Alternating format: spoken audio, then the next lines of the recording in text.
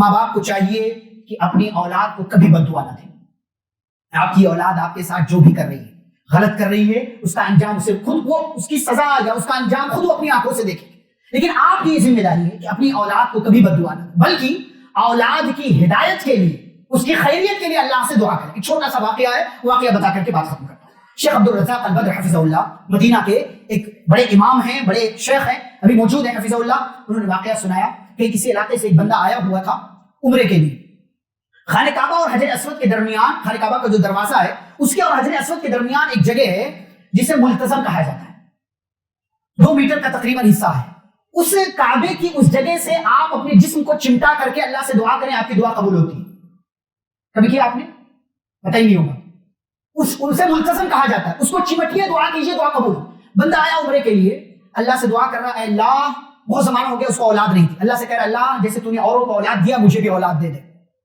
اس کے رونے کی، مانگنے کی کیفیت ایسی تھی کہ وہاں پر جو پولیس والے کھڑے رہتے، ایک پولیس والے کے دماغ میں وہ بندہ بیٹھ گیا.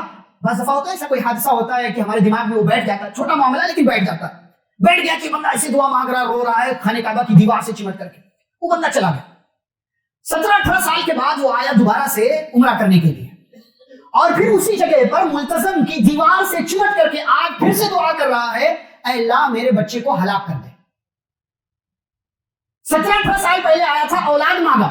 17-18 سال کے بعد آیا تو کہہ رہا ہے اللہ میرے بچے کو ہلاک کر دے. پہلے جو دعا مانگ کر کے گیا تھا وہ دعا قبول ہو گئی، اس کو اولاد مل گئی، بیٹا مل گیا تھا. لیکن اب اسی اولاد کی ہلاکت کی آ کر کے جو ہے وہ دعا کر رہا ہے.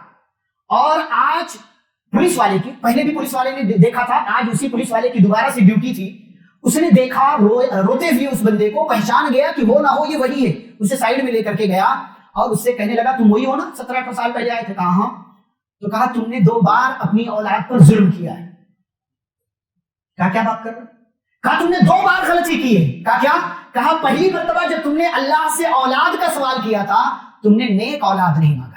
آج ہمارے یہاں لوگوں کو اولاد چاہیے بس، ہے نہیں؟ نبیوں کی دعائیں دیکھ، ربی ہب لی من الصالحین، نیک اولاد مانگی. اولاد مت مانگی، اولاد آزمائش، جتنا ہے آزمائش ہے. نیک اولاد مانگی اللہ سے. تو کہا تم نے نیک اولاد اللہ سے نہیں مانگا تھا، یہ پہلا ظلم. اور جب اللہ نے تمہیں اولاد کی نعمت دے دی تو تم نے دوسرا ظلم کیا کہ اپنی اولاد، اپنے بچے کی ہدایت کی دعا کرنے کے بجائے تم اس کے لیے ہلاکت کی دعا کر رہے ہو.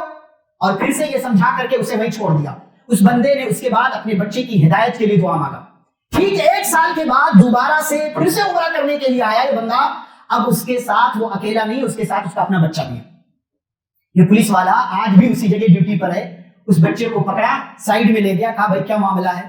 کہا میں بہت برا تھا، بہت نالائق تھا، میں ماں باپ کا نافرمان تھا. لیکن پچھلے سال میرے ابا جن دنوں یہاں آئے ہوئے تھے عمرے کے لیے، اسی درمیان اللہ کی جانب سے مجھے توفیق ملی اور میں نے ساری برائیاں، ساری غلطیاں، سارے جو ہے گناہ چھوڑ کر کے میں اپنے ماں باپ کا فرما بردار بن گیا. وہ پورا واقعہ اس نے سنایا. تو میرے بھائیو اس واقعے کا سبق یہ ہے کہ اللہ سے نیک اولاد مانگیے.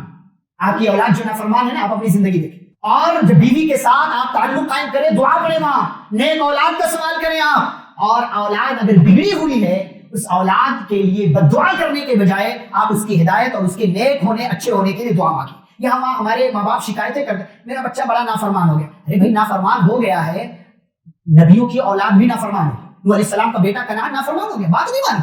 بیوی نافرمان ہو جانا بڑا مسئلہ نہیں ہے. لیکن آپ اسے یہاں وہاں ڈھڈورا پیٹ کر کے، آپ کا بچہ سنے گا کہ میرے ابا فلاں جگہ میری برائیاں بیان کرتے، کیسا لگے گا اس کو؟